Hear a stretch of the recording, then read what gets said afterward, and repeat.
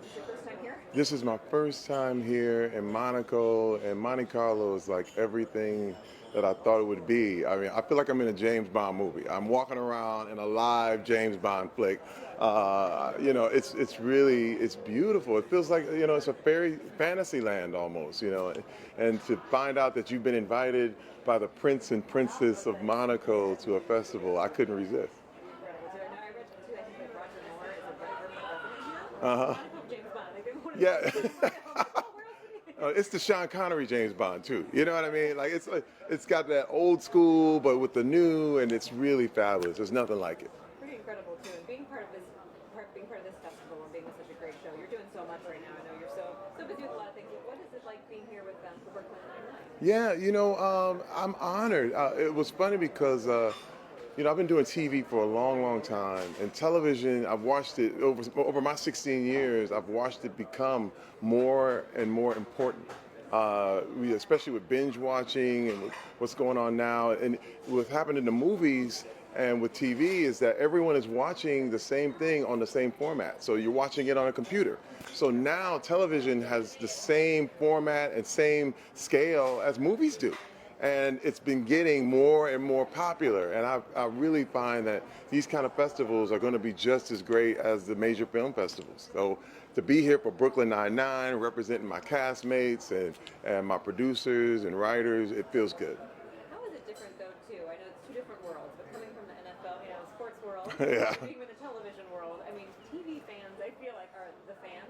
Yes. They're the fans. Could you talk about maybe the difference in having your NFL, your football fans, and having your TV fans? Well, what's funny is that the NFL is a television mainstay. You know what I mean? And the thing is that the thing about TV is that people follow you and they stay with you like family. Same thing in sports. It's kind of like, if there's a favorite ball player that you love, you always with them, you know their number, you watch them, you show up. And TV is the same way. I mean, with Brooklyn Nine-Nine, we've got 2 seasons where our fans are rabid. They feel like they know you. I've had people come up and shout lines from the show. So it's very similar. But when I look at it, as opposed to the differences with sports, is just that, we can make up whatever we want. In sports, it's like the score, you don't know what's going to happen. And I think that right now with sports, you have to watch it live, as opposed to what's happening with TV, is where most of the time, all of our viewers are DVRing us and watching us at any time they want. And that's a good thing too. I think now with the +3 ratings, the +7 ratings, it really plays into where we are. But with sports, you got to watch it live, or you miss it. You kind of like you have to go to the next game. Yeah, exactly. Yeah, you know what I mean. I think there must be something fun too. People can kind of check in if they want to. They can watch an old episode of Brooklyn Nine-Nine. Yes. Check in another season. Well, again, I have people who watch it they'll watch all 2 seasons in a weekend. And then, and it's a good way. I think it's really the new way of watching television. I think it's never going to go away. And I think that it's good for everyone. In fact, for me with timing, I remember when movies were like 3-4 hours. I don't have that kind of time. And with me, it's like I watch a half-hour TV, I go do what I'm going to do. And the same thing, you can kind of leave and you come back, and you can handle your busy life. Kind of the best case scenario. So, congratulations on the show winning the Golden Globe for season 1. Yes. I'm not surprised. I'm not saying that, but how did you guys kind of carry that energy into? Because after you received that in January, you were shooting season 2. Yeah. Then with season 2, kind of how did that energy sort of come into season 2 with you guys shooting? Did you feel a little more pressure there, or did you feel maybe a little more freedom?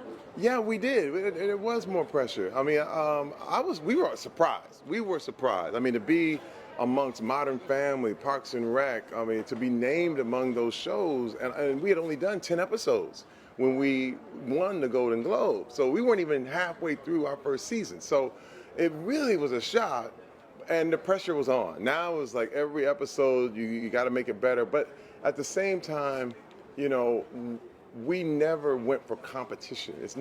Comedy is not a competition. It's just about creating. And we decided we were just going to create. We were just going to do what we do and let the chips fall where they may. And that's where you find success. I think once you start playing not to lose, you can watch a show fail really quickly. And Andy Samberg wasn't going to let that happen. Andre Brower wasn't going to let that happen. And I feel we got better. And I think that by the end of season 2, we were really on our stride. And I can't wait to see what happens in season 3. So do you know if you can tell us anything? What's happening with your character Terry on the show, or anything that you can tell us about season 3, or do you find out? Just a little bit. Well, the big thing with Jake and Amy, Melissa Fumero and Andy Samberg's characters are now kind of solidified. They've been kissing and they've been and all this mooching and all this stuff. And we all knew it was coming. It's not a big high thing, but I think the big thing is how fast that relationship is going to go, and then you see what's going to happen to it. With my character, we find that I had twins with my wife, but now my wife is pregnant again.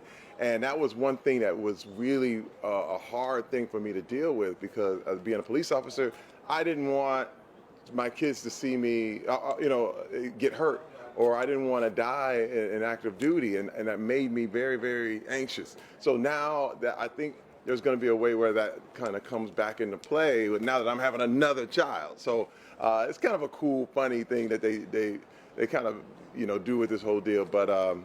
It's one thing is we don't know what's happening from episode to episode, just like everybody else. We read the scripts and we're like, oh, this is what's happening to me, and we have the best writers in the game, period.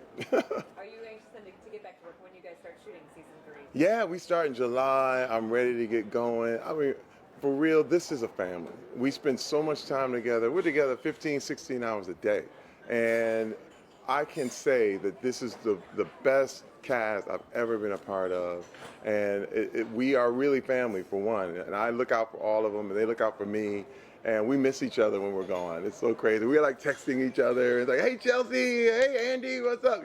So it's really been fun, and I'm looking forward to 7, 8, 9 years of this thing, hopefully.